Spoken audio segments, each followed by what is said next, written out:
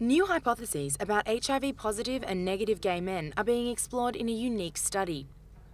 Conducted by the Kirby Institute of New South Wales, the Opposites Attract study looks at HIV transmission in serodiscordant gay male relationships, where one man is HIV positive and the other is HIV negative.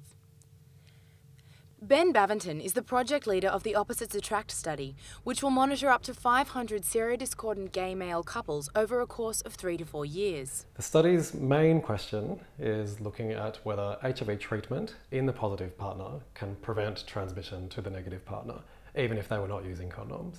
A recent clinical trial for heterosexuals has shown that when the HIV positive partner is on effective anti-HIV treatments, the risk of transmission to their HIV negative partner is reduced by 96%. But whether this too applies for gay men is what the study hopes to find out.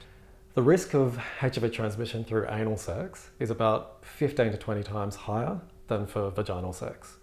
So that's really the first thing. So while we know that there's a 96% reduction in risk if the positive person's on treatment for vaginal sex, we really don't know for anal sex. And of course that does apply to heterosexuals as well. Gay men in Australia, for example,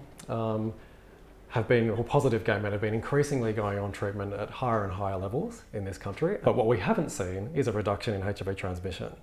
So if this hypothesis is true, that HIV treatment actually reduces the risk of transmission, we perhaps should have already seen something of a bit of a decrease in transmission, and that hasn't happened.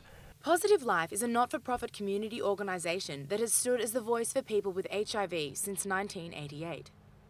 Led by Senior Project Officer Kathy Triffett, Positive Life is a member of the advisory group for the Opposites Attract study. So in positive relationships, I find it's very, very interesting. There are a lot of challenges in positive relationships.